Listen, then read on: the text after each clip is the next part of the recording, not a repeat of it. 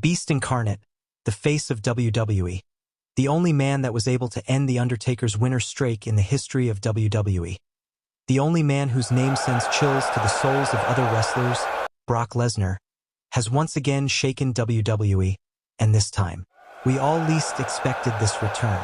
Stay with me because what I am about to spill is something you once knew, but WWE tries to make us all forget. What is going on, everybody? And welcome back to the channel. I'm gonna need you to take a deep breath right now.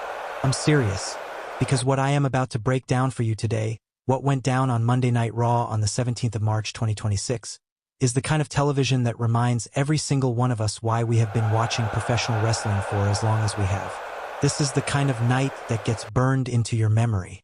The kind of night where, years from now, you'll remember exactly where you were when it happened. Brock Lesnar is back. The Beast incarnate has returned to Monday Night Raw. And he did not come back quietly. He did not come back with a microphone segment and a handshake. He did not come back to negotiate, to talk, to explain himself. He came back with absolute, unfiltered, unbridled rage, and the targets of that rage were two of the most significant superstars in WWE today, Femi and Seth Rollins. Two men. Two brutalized, demolished, laid-out men in the middle of that ring.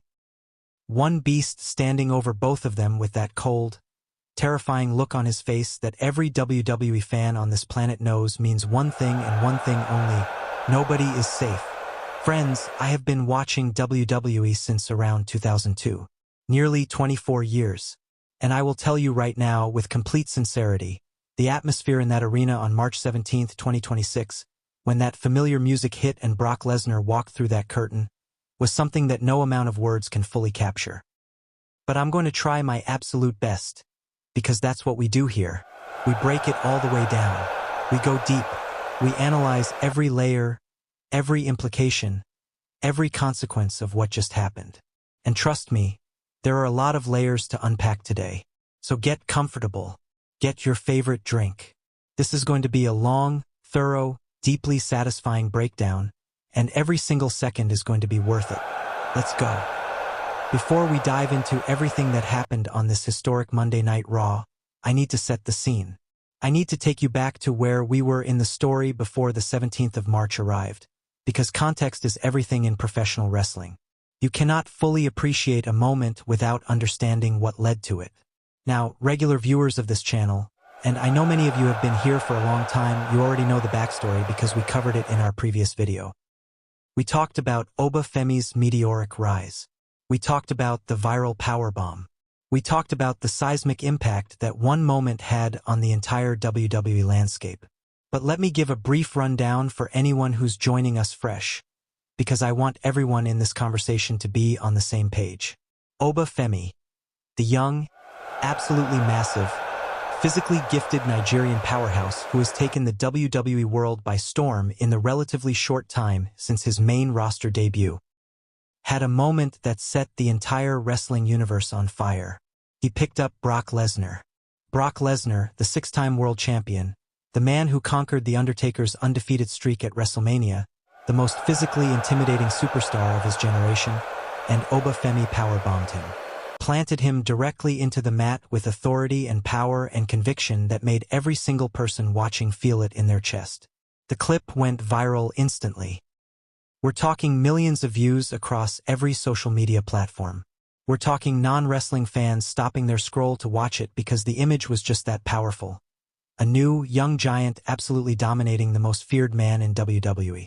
And when that clip went viral, when those numbers started climbing, when every wrestling commentator, analyst, journalist, and fan began talking about Femi in tones previously reserved for the absolute elite of this industry, that's when the clock started ticking. Because in WWE, when you do something that big, when you make a statement that definitive, the consequences come. They always come. And they usually come in the most dramatic fashion possible. But here's the thing nobody was fully prepared for. The consequences didn't just come for Femi alone. They came for Seth Rollins too.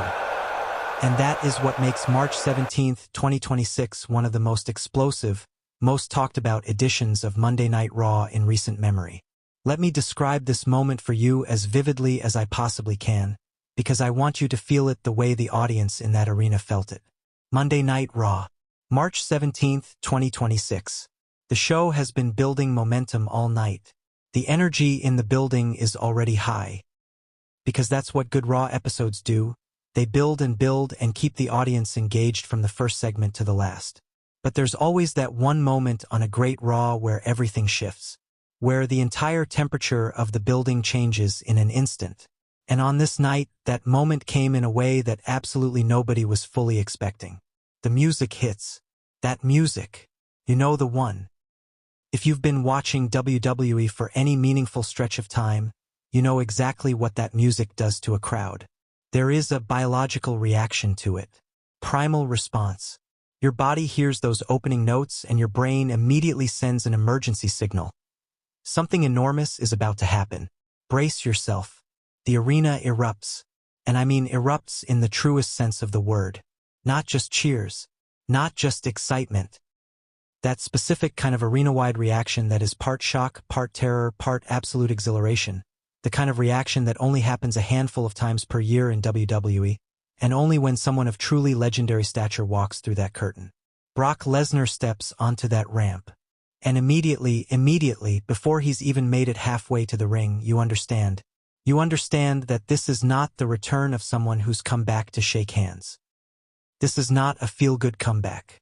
This is not the beginning of some redemption arc where Brock comes out smiling and playing to the crowd. The look on his face tells you everything you need to know. Cold, focused, barely contained fury, held in check not by restraint but by purpose. Because Brock Lesnar isn't the kind of man who loses control.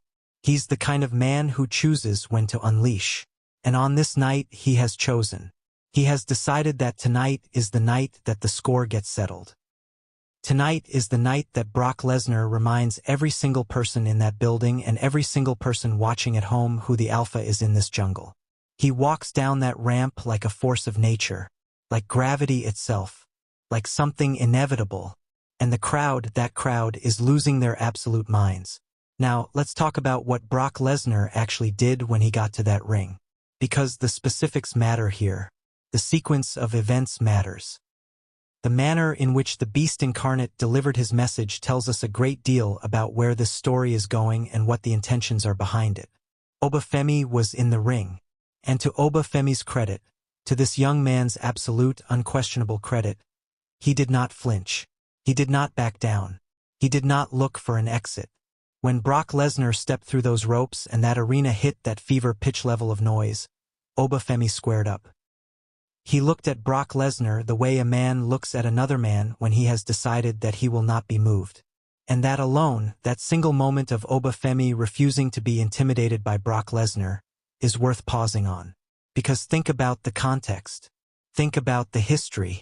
Think about the list of people who have stood across from Brock Lesnar in a professional wrestling setting and truly, genuinely looked like they weren't afraid. That list is short. That list is very, very short. There are veterans who've been in this business for decades who still have a visible moment of hesitation when Brock Lesnar is coming for them. It's not weakness, it's just the natural human response to being in the presence of someone who carries that level of physical menace. But Femi? He stood there. He locked eyes. And for just a moment, the audience got to see something absolutely remarkable.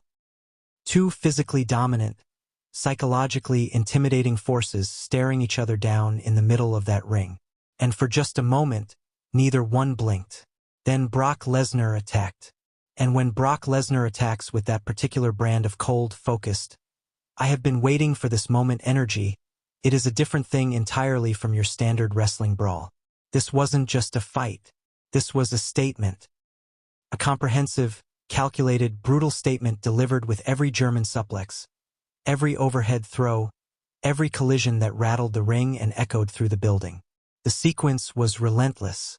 Brock Lesnar did not give Femi breathing room. He did not allow him to gather himself, to find his footing, to launch a counteroffensive. He was methodical in the way that only someone with actual legitimate physical credentials can be methodical. This isn't movie violence. This is choreographed sport entertainment delivered with the conviction of genuine physicality, and Brock Lesnar performs it better than anyone alive. By the time the dust began to settle on the Femi portion of the attack, the message was clear. You powerbombed me in front of the world, and now the world is going to watch me remind you exactly who you picked a fight with. But then, and this is where March 17th goes from a great Raw moment to an absolutely legendary Raw moment. Brock Lesnar wasn't done.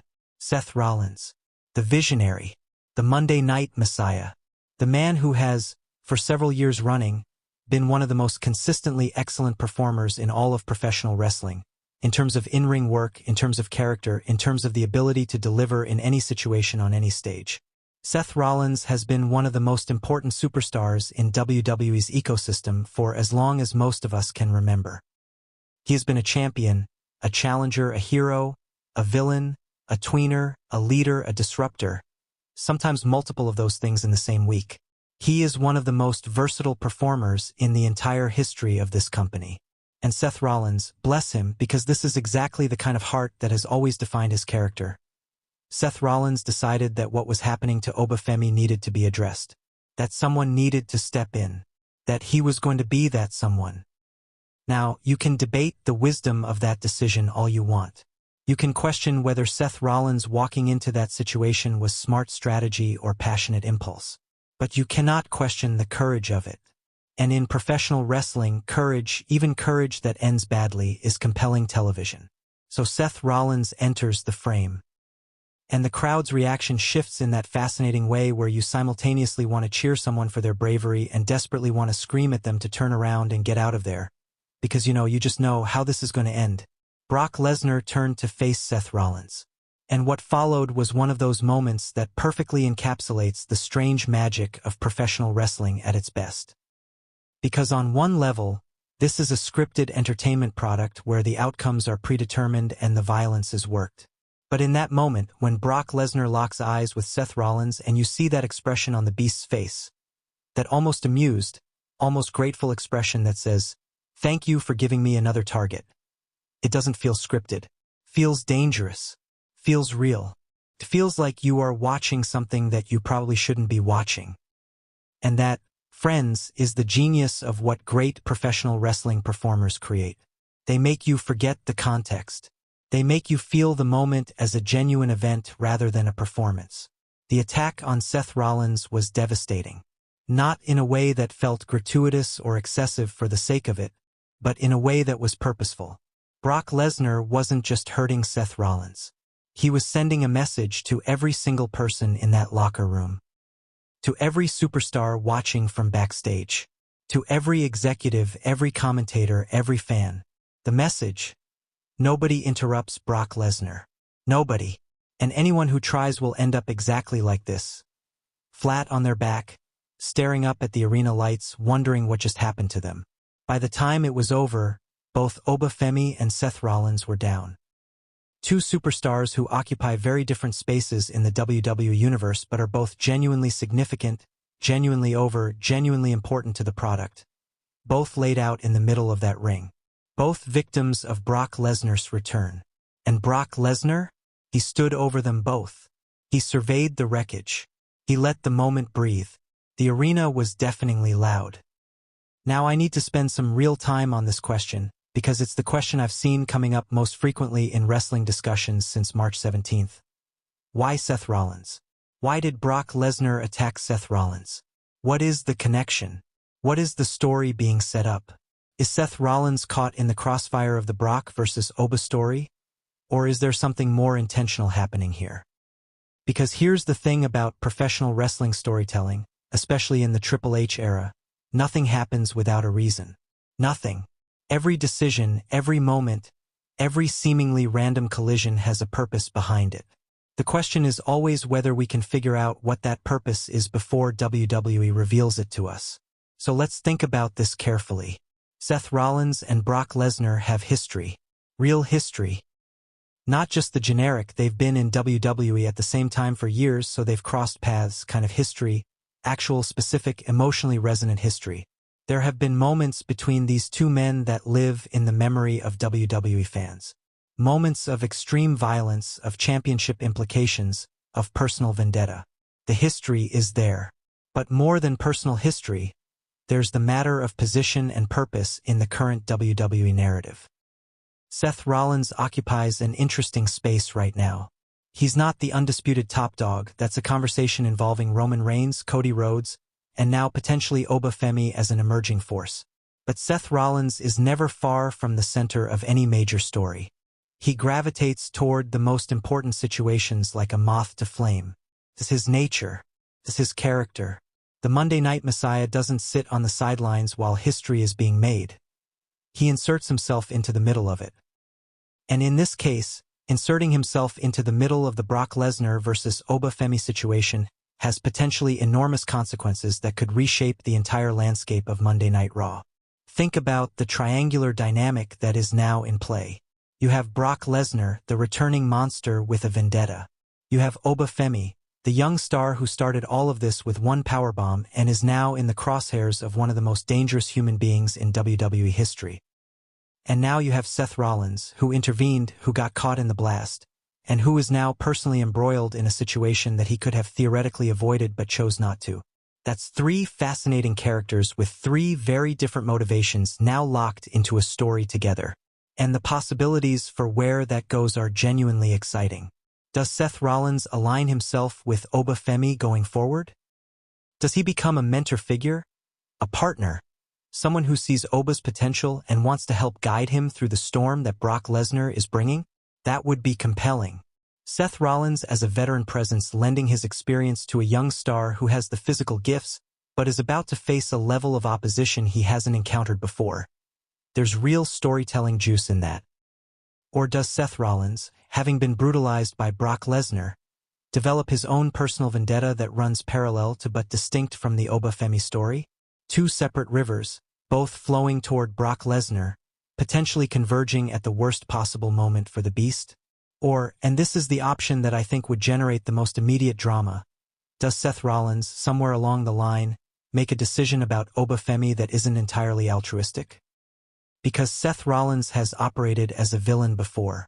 He's been the scheming, calculating, manipulative version of himself. What if, under the surface of this apparent heroic intervention, there's a Seth Rollins who sees Femi as a useful instrument, someone whose rise he can position himself alongside or ahead of? I'm not saying that's what's happening. I'm saying the architecture of what's been set up allows for that story to develop naturally. And in the Triple H era, that kind of narrative complexity is exactly the kind of thing that gets explored. Now let me walk you through the full match highlights from March 17th, because the match itself, before and beyond the broader attack, told a story that deserves its own dedicated analysis. Because here's something I want to be very clear about upfront. This was not just a beatdown segment. This was a full match. A real, substantive, athletically impressive, emotionally charged match between two men who have every reason in the world to want to physically destroy each other. And the narrative arc of that match is fascinating. The early going of the match was defined by something that I think surprised a lot of viewers, Femi's refusal to be overwhelmed. Now, that might sound like a simple thing, but it isn't. When you are a newer main roster presence and you are standing across the ring from Brock Lesnar in a full competitive match, there is a very real gravitational pull toward being swallowed up by Lesnar's presence, by his physicality, by the legacy he carries with him into every encounter. A lesser performer would have spent those early minutes surviving, just trying to stay alive, taking the punishment and looking for any opening to catch a breath. Femi did not do that. Femi came out of the gate engaging, meeting Brock's power with his own power, not backing away from the collisions, leaning into them. And those early power exchanges were genuinely breathtaking to watch, because what you were seeing was the visual argument being made in real time. These two men are in the same weight class. Not just physically, but athletically, not just in terms of muscle and mass, but in terms of that intangible quality of dominance that only certain performers in wrestling history have ever possessed. The crowd was responding to it immediately. That electric current running through the building when two forces of genuine power collide with each other. You can feel it through the screen. You can feel the audience trying to process what they're watching, trying to figure out who they should be cheering for, trying to decide whether they're looking at an unstoppable force or an immovable object. Then Brock shifted gears. Because Brock Lesnar, and this is something I don't think gets discussed enough in the general wrestling conversation, is not just a physical specimen. He is a genuinely intelligent in-ring performer. He understands pacing. He understands how to read a match and adjust.